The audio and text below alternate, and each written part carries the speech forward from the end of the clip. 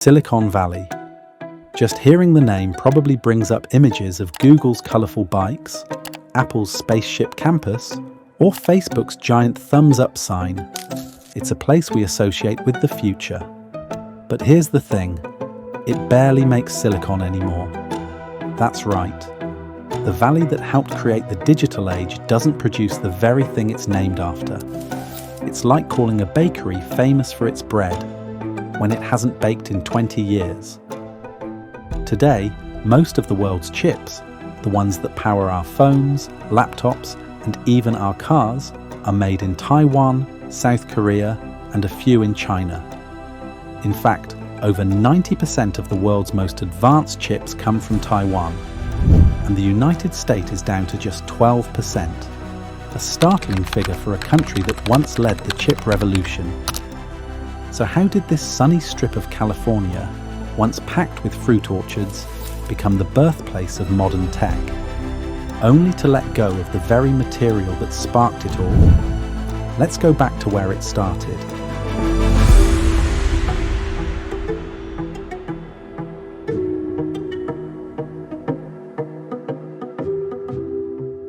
Back in the 1940s and 50s. Before the tech giants, venture capital, and hoodie-wearing billionaires, the region we now call Silicon Valley was known as the Valley of Heart's Delight. With its rich soil and Mediterranean climate, the area was filled with orchards and farmlands like apricot, cherries, and prunes. But something was happening quietly on the Stanford campus. A professor named Frederick Terman had an idea to encourage students to turn their research into businesses. He didn't just want academics, he wanted innovators. And guess what? It worked. Terman helped two of his students, Bill Hewlett and Dave Packard, start the company HP out of a garage. This was also around the time the United States military was dishing out contracts like candy. The military invested in technology, especially during and after World War II. Stanford became a nexus for military research in radar, communication, and space tech, and suddenly the valley started to hum with a new kind of energy.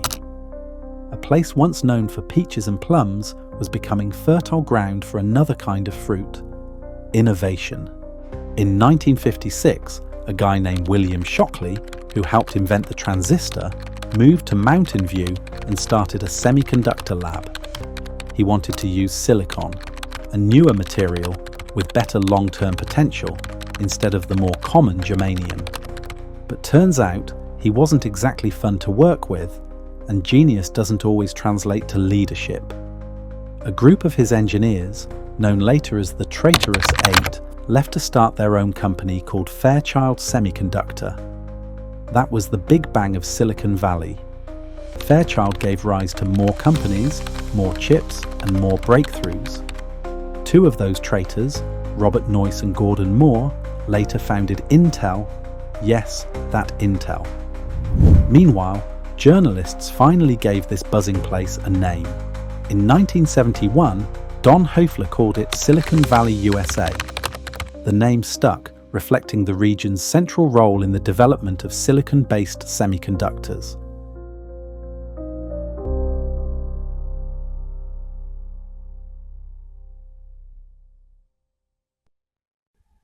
In the 1970s and 80s, companies like Intel, HP, and Apple were leading a revolution.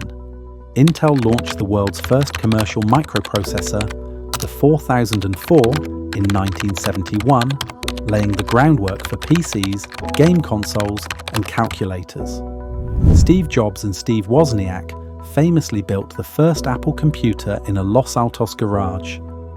The valley's momentum built on itself. Talent poured in, and venture capital flowed like water. Computers got smaller, faster, and cheaper. Everyone was chasing Moore's law, the idea that chips would keep getting smaller and more powerful every 2 years, and that rule held up surprisingly well. By the 80s, Silicon Valley was the place for innovation, and the world's best chips were made right there.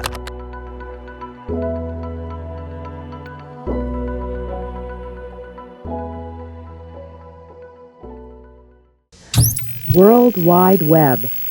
The World Wide Web is a collection of Internet resources presented on full-color computer network sites called pages. The arrival of the Internet in the late 90s and 2000s marked a new shift from making physical things to building digital worlds. Building chips required factories, clean rooms, and massive capital. The software could be built by small teams and scaled globally through the Internet. Although hardware was still important, software was where the big money was. Google, Facebook, Netflix, Uber. None of them needed chip factories. They needed servers, algorithms, and data.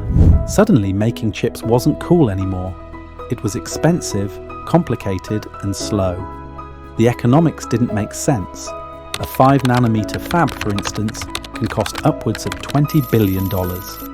That's not including the expertise, material, and regulatory hurdles. So companies started designing chips here and making them elsewhere. That elsewhere was mostly Taiwan and South Korea. Taiwan and South Korea offered government incentives, supply chain efficiencies, and specialized workforces. Today, companies like Apple, Nvidia, and AMD still dream up powerful chips. But they don't make them here. They became fabless, a fancy way of saying, we design the chips, but someone else makes them. By the 2010s, most actual chip making had left the valley. The United States still led in design, but not production. When the pandemic hit in 2020, the world realized just how fragile those supply chains were. Factories shut down. Demand for devices increased. Car companies couldn't get chips. Tech giants had to wait, and everyone started asking the same thing. Why don't we make these things here anymore?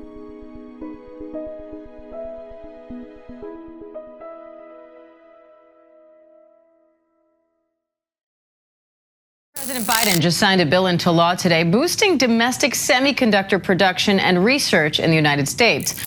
In 2022, the United States government responded with a CHIP Act, a massive $280 billion plan to rebuild chip industries on American soil. Intel is building new plants in Ohio and Arizona. TSMC, the Taiwanese giant, is setting up major facilities in Arizona too. Samsung pledged $17 billion for a new fab in Taylor, Texas. It's a slow process. Building these factories takes time, money, and a lot of expertise.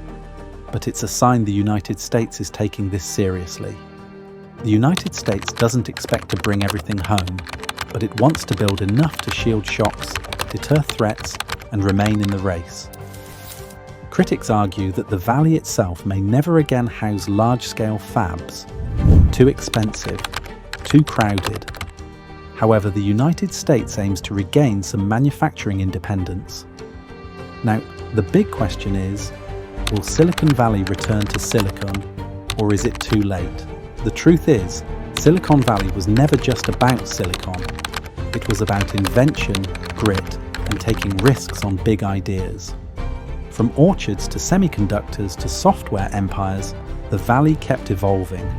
Maybe it doesn't need to make chips to stay important.